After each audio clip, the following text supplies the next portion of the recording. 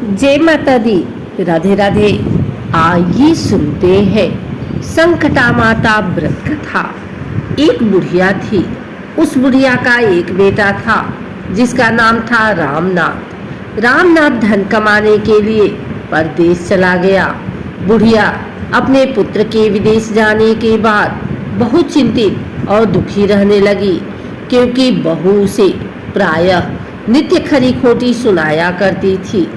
इसीलिए बुढ़िया प्रतिदिन चिंतित और उदास रहती और घर के बाहर स्थित कुएं पर बैठकर रोया करती थी। बुढ़िया का यह क्रम रोज चलता रहा। एक दिन कुएं में से दिए की माँ नामक एक स्त्री निकली और उसने बुढ़िया से पूछा, बूढ़ी माँ, तुम इस तरह बैठकर क्यों रोती हो? तुम्हें किस बात का कष्ट है? तुम मुझे अपना दुख बताओ, मैं तुम्हारे दुख दूर करने का प्रयत्न करूंगी। बुढ़िया ने उस स्त्री का प्रश्न सुनकर कोई भी जवाब नहीं दिया और रोती ही रही। दिए की माँ बार बार एक प्रश्न दोहराई जा रही थी। वह बुढ़िया इस बात से झुला उठी। उस बुढ़िया ने दिए की माँ से कहा, तुम मुझे बार बार ऐसा क्यों पूछ रही हो? क्या सचमुच ही तुम मेरा दुख जानकर उसे दूर कर दोगी?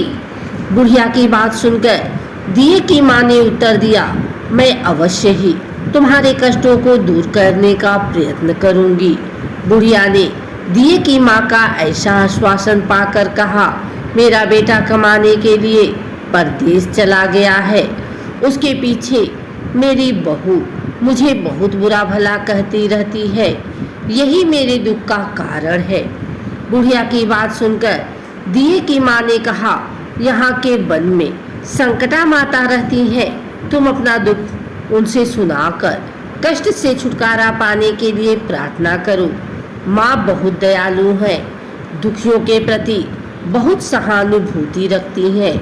निसंतानों को संतान, निर्धनों को धनवान, निर्बल को बलवान और अभागों को भाग्यवान बनाती हैं। उनकी कृपा से सौभाग्यवती स्त्री का सौभाग्य अचल हो जाता है। कुंवारी कन्याओं को अपने इच्छित वर की प्राप्ति होती है। रोगी अपने रोग से मुक्त होते हैं। इसके अलावा जो भी मनोकामना हो वह सभी को पूरा करती है। इसमें कोई भी संदेह नहीं है। दिए की माँ से ऐसी विलक्षण बात को सुनकर बुढ़िया संकटा माता के पास गई और उनके चरणों में गिरकर विलाप करने लगी। संकटा माता ने बड़े ही दयालु होकर बुढ़िया से पूछा, बुढ़िया, तुम किस कारण इतने दुख से बार बार रोती रहती हो? बुढ़िया ने कहा, हे माता, आप तो सब कुछ जानती हो। आपसे तो कुछ भी छिपा नहीं है। आप मेरे दुख को दूर करने का आश्वासन दे तो मैं अपनी दुखद गाथा आपको सुनाऊं। बुढ़िया की बात सुनकर संकटा माता ने कहा, मुझे पहले अपना दुख बताओ। दुखियों का दुख दूर करना ही मेरा काम है। संकटा माता के ऐसा कहने पर बुढ़िया ने कहा, हे माता, मेरा लड़का परदेश चला गया है। उसके घर में ना रहने से मेरी बहू मुझे बहुत तरह तरह की सुनाया करती है। उसकी बातें मुझसे सहन नहीं होती। इसी कारण परेशान होकर मैं बार बार रोया करती हूँ। बुढ़िया की इस दर्द भरी कथा को सुनकर संकटा माता ने कहा, तुम घर जाकर मेरे लिए मन्नत मनौती मांगकर मेरी पूजा करो। इससे तुम्हारा लड़का सकुशल घर वापस आ जाएगा। मेरी पूजा के दिन सुहागन स्त्रियों को आमंत्रित कर उन्हें भोजन कराना। ऐसा करने से तुम्हारा लड़का अवश्य ही तुम्हारे पास आ जाएगा। संकटा माता के कहे अनुसार उस बुढ़िया ने मनौती मांगकर पूजा की और सुहागन स्त्रियों को भोजन के लिए आमंत्रित किया। परंतु विचित्र बात यह हुई, जब बुढ़िया ने स्त्रियों के लिए लड्डू बनाने शुरू किए तो उससे 7 की जगह 8 लड्डू बन गए। इस बात से बुढ़िया बहुत ही असमंजस में पड़ गई। ऐसा होने का क्या कारण है? कहीं मुझसे गिनने में तो गलती नहीं हो रही, अथवा अपने आप 8 लड्डू बन जाने का कोई अन्य कारण है। उसी समय संकटा माता एक वृद्ध स्त्री के रूप में बुढ़िया के सामने प्रकट हुई और बुढ़िया से पूछा, क्यों बुढ़िया, आज तुम्हारे यहाँ कोई उत्सव है क्या? यह सुनकर बुढ़िया बोली, आज मैंने संकटा माता की पूजा की है और सुहागिन स्त्रियों को भोजन के लिए आमंत्रित किया है, किंतु जब गिनकर 7 लड्डू बनाती हूँ तो वे लड्डू अपने आप ही 8 बन जाते हैं। मैं इसी बात से चिंता में पड़ गई हूँ। बुढ़िया की बात सुनकर संकटा माता ने कहा, क्या तुमने किसी बुढ़िया को भी आमंत्रित किया है?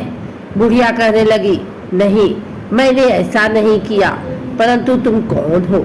संकटा माता ने कहा, मैं बुढ़िया हूँ, मुझे ही आमंत्रित कर लो। ऐसा सुनकर बुढ़िया ने उस बुढ़िया रूपधारी संकटा माता को भोजन के लिए आमंत्रित कर लिया। इसके बाद बुढ़िया के घर सभी आमंत्रित सुहागिनें आ पहुंची और बुढ़िया ने सबको लड्डू तथा अन्य मिठाई आदि का भोजन कराया। इससे संकटा माता उस बुढ़िया पर बहुत प्रसन्न हुई और माता की कृपा से उस बुढ़िया के बेटे के मन में अपनी माता और पत्नी से मिलने की इच्छा उत्पन्न हुई और वह अपने घर के लिए चल दिया। कुछ दिन बीतने के बाद वह बुढ़िया संकटा माता की पूजा कर सुहागिनों को भोजन करा रही थी कि किसी ने उसके लड़के के आने की सूचना दी, लेकिन बुढ़िया अपने काम में लगी रही। उसने कहा, लड़के को बैठने दो, मैं सुहागिनों को जिमा कर अभी आती हूँ। लड़के की बहू ने पति के आने का समाचार सुना। उसी क्षण पति के स्वागत के लिए तुरंत घर की ओर चल दी। लड़के ने अपने पत्नी को देखकर मन में सोचा कि मेरे स्त्री मेरे प्रति कितना प्रेम रखती है, जो खबर पाते ही मुझसे मिलने आ गई, परंतु मेरी माँ को मुझ पर जरा भी प्रेम नहीं है। मेरे आने की खबर पाकर भी मेरी माँ मुझसे मिलने नहीं आई है। जब पूजा का काम समाप्त हो गया, सभी सुहागिनें पूजा करके अपने अपने घर को लौट गई। बुढ़िया अपने बेटे से मिलने के लिए उसके पास पहुंची। माँ के आने पर लड़के ने पूछा, माँ अब तक कहाँ थी? माँ ने कहा, बेटा मैंने तुम्हारी कुशलता के लिए संकटा माता से मनौती मांग रखी थी, उसी को पूरा करने के लिए सुहागिनें जिमा रही थी। संकटा माता की कृपा से उसका मन अपनी पत्नी से हट गया। उसने माँ से कहा, माँ या तो मैं यहाँ रहूंगा या यह रहेगी। बुढ़िया ने कहा, बेटा तुम्हें मैंने बड़ी कठिन तपस्या से पाया है, इसीलिए तुम्हें छोड़ नहीं सकती, इसीलिए चाहे बहू का त्याग भी करना पड़े मैं कर सकती हूँ। अतः लड़के ने अपने स्त्री को घर से निकाल दिया। घर से निकलकर बाहर आई तो बहुत दुखी मन से एक पीपल के पेड़ के नीचे बैठकर रोने लगी। एक राजा उधर से जा रहा था, उसे रोता देखकर राजा रुका और उससे पूछा, तुम क्यों रो रही हो?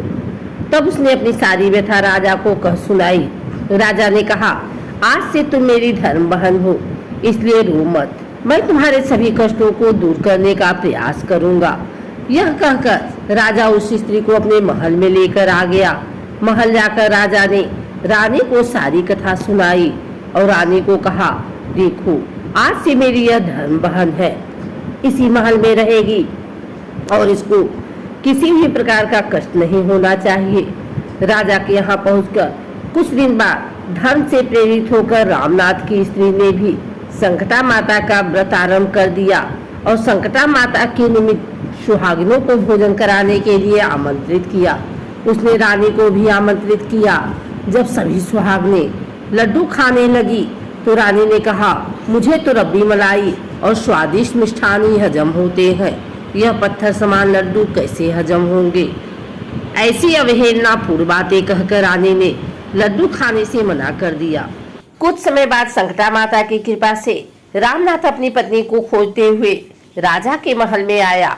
वहां आकर अपनी पत्नी को संकटा माता की पूजा करते हुए देखा तो संकटा माता को हाथ जोड़कर प्रणाम किया और अपनी पत्नी से कहा, प्रिय मेरे अपराध को क्षमा करो। पत्नी ने कहा, हे नाथ, यह सब प्रारब्ध से ही होता है, इसमें आपका कोई दोष नहीं है। आप मेरे ईश्वर स्वरूप हो, मेरे ही अपराध को क्षमा करें। यह कहकर दोनों ने विधि पूर्वक संकटा माता व्रत कथा सुनी, संकटा माता की पूजा की।